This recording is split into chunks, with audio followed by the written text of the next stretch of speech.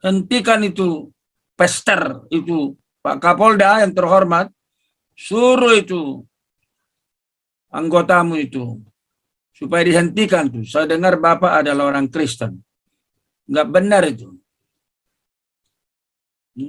Bapak Kapolda Balikpapan siapa ya?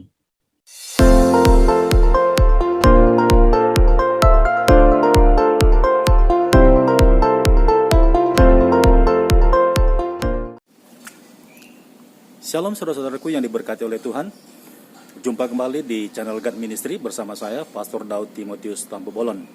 Dalam video saya kali ini, saya ingin mengajak saudara-saudara untuk menyaksikan satu buah video dan kita sama-sama diskusi tentang apa yang dilakukan oleh seorang pendeta, yaitu Pendeta Risuli Lubis. Dalam videonya mengkonter pernyataan daripada Pendeta Mangapul Sagala yang dalam isi videonya meminta memberhentikan pelayanan Pastor Andi Simon. Nah, dalam satu pelayanan yang sama, yaitu pelayanan karunia kesembuhan, Pendeta Risuli Lubis mendukung pelayanan Pastor Andi Simon dan menyatakan bahwa apa yang dikatakan oleh Pendeta Mangapul Sagala itu tidak beralasan, bahkan tidak ada haknya Pendeta Mangapul Sagala untuk meminta Kapolda Kalimantan Timur untuk memberhentikan pelayanan Pastor Andi Simon. Nah, untuk lebih baiknya lagi, saya ajak saudara untuk menyaksikan video berikut ini. Halo Bapak Ibu Saudara-saudari yang dikasihi Yesus dan yang saya kasih, berjumpa kembali dengan saya, Pendeta Risuli Lubis. Beberapa hari yang lalu saya dapat channel video ya yang membahas tentang Andi Simon.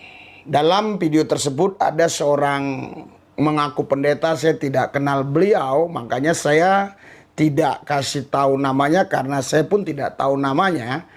Beliau mengatakan Andi Simon ini sesat dalam pelayanan penyembuhannya. Dan dia minta supaya Kapolda Kaltim memberhentikan atau menyetop ya kegiatan yang dilakukan oleh Andi Simon ini. Saudara, Bapak Ibu sekalian, kalau Anda sudah tidak sabar videonya, kita tampilkan, tapi jangan lupa subscribe dulu, tombol lonceng dipencet, like, beri komen. Karena komen itu kami akan baca dan nanti kami akan mempelajari komen-komen tersebut. Apakah komen itu dari orang Kristen atau non-Kristen, dan apa maksud tujuannya. Kalau tujuannya itu murni untuk kebaikan, baik untuk mengoreksi kami pertimbangkan. Jadi kita harus terbuka, karena sekarang sudah zaman teknologi, nggak ada yang bisa ditutup-tutupi.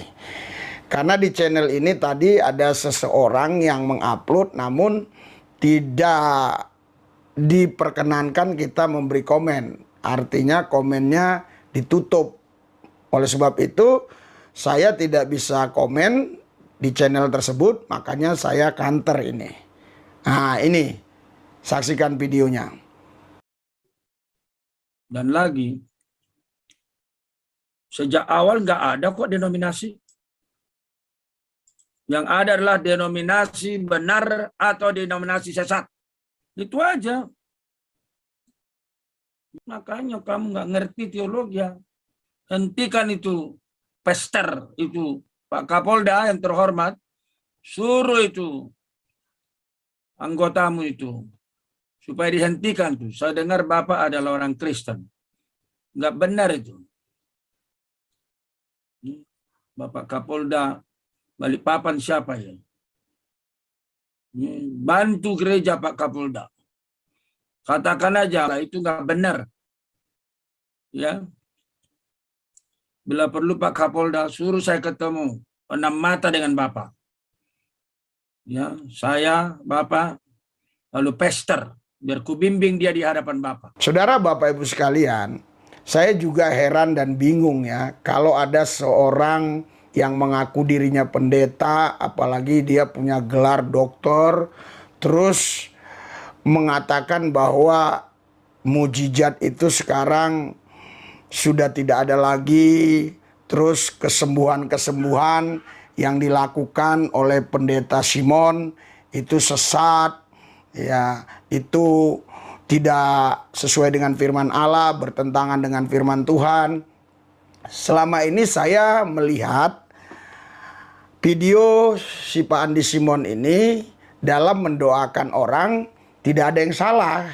Itu penilaian saya. Saya juga sekolah teologi kok. Itu dalam penilaian saya tidak ada mereka yang salah. Kenapa? Karena saya lihat dan dengar langsung di dalam nama Yesus. Ya, selalu dia itu in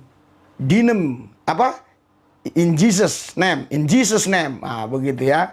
Nah, itu saya sering, berarti kan dalam nama Yesus. Ada lagi in Jesus name, heal, dia sering bilang gitu ya. Sering dia bilang in Jesus name clear, ya, selesai gitu. In Jesus name heal, in Jesus name free.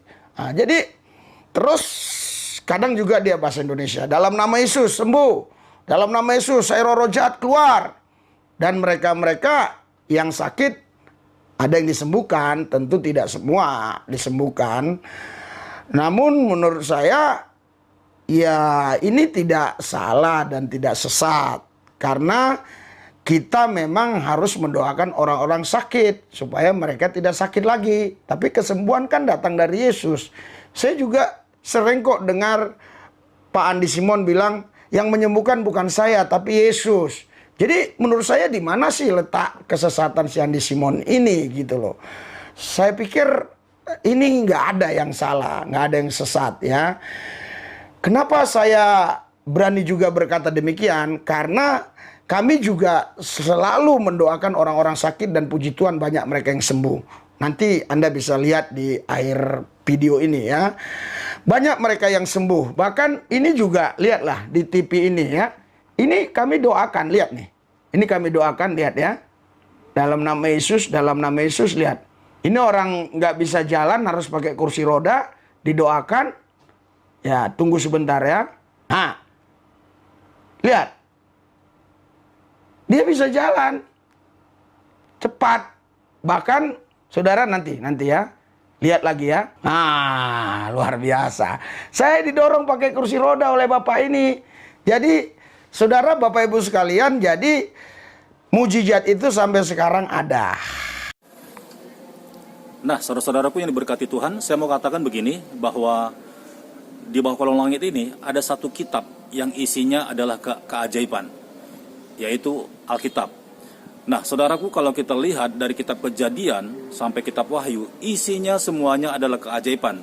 Bagaimana Allah menciptakan langit dan bumi beserta isinya dari yang tidak ada menjadi ada, itu semuanya karena firman-Nya. Kita tahu Allah menciptakan isi bumi dan segala-galanya dengan kata berfirman.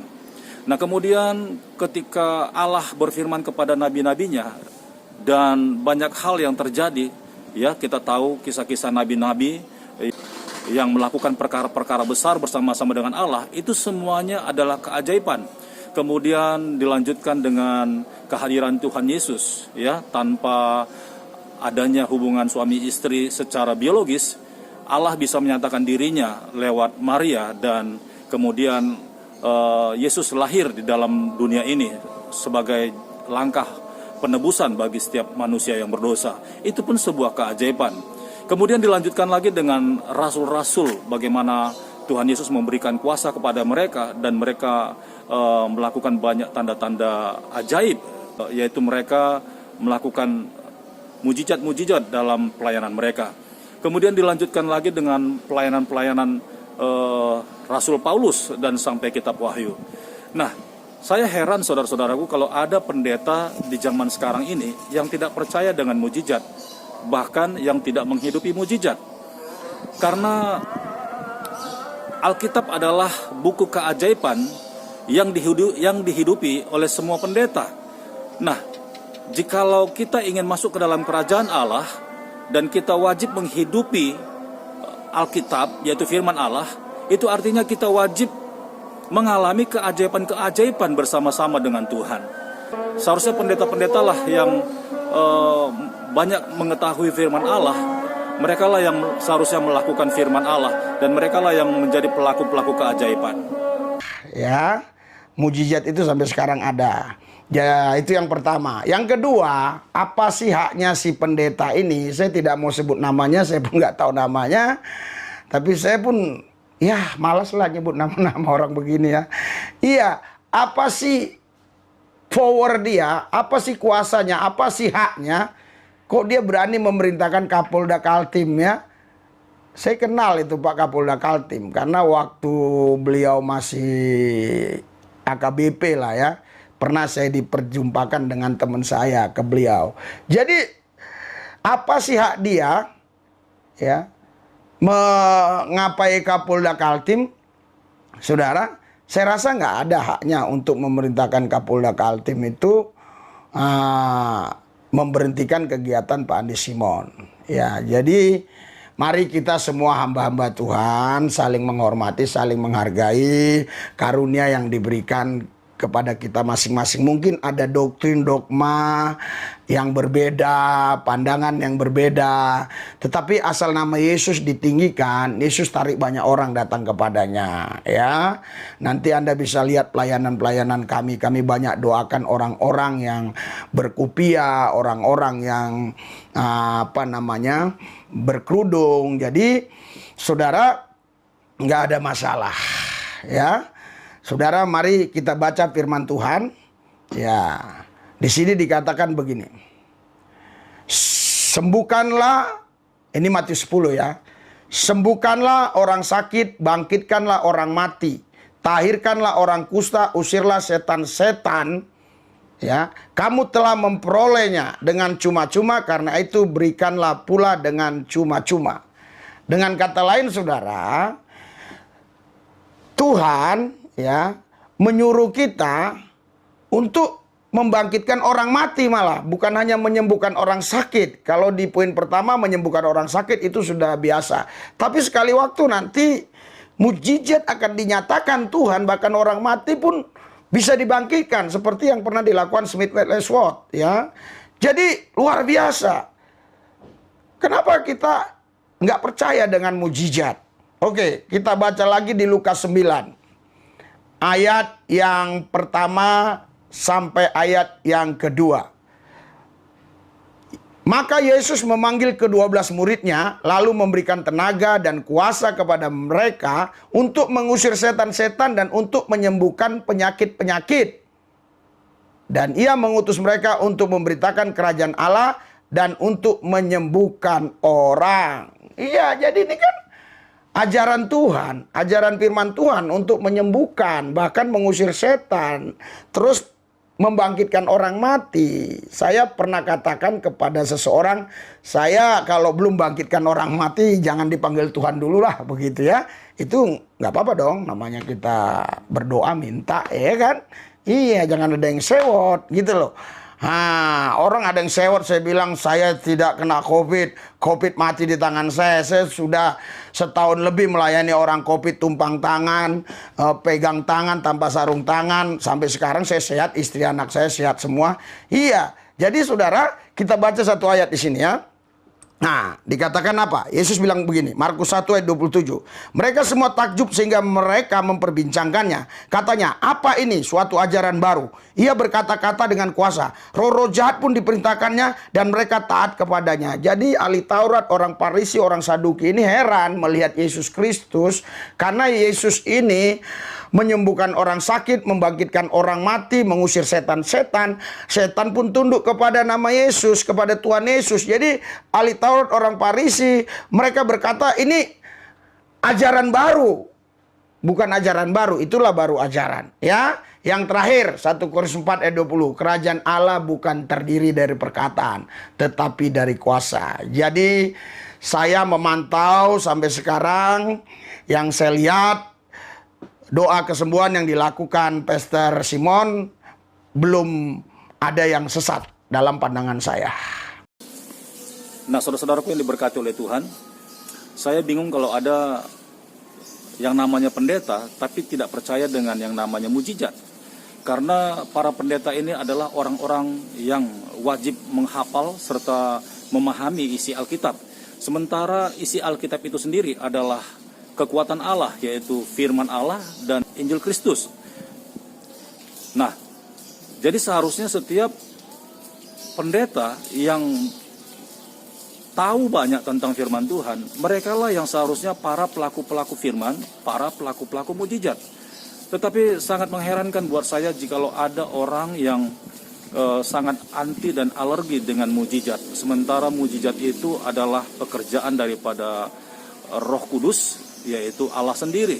Dan dia bebas dan berhak memilih siapa saja yang dipakainya, yaitu orang-orang yang percaya kepada firman Allah. Baiklah saudara-saudaraku yang diberkati oleh Tuhan, sampai di sini dulu ulasan kita mengenai video yang diupload oleh Pendeta Risuli Lubis mengenai pernyataan daripada pendeta mengapul segala. Sampai jumpa di video saya berikutnya. Shalom, Tuhan Yesus memberkati.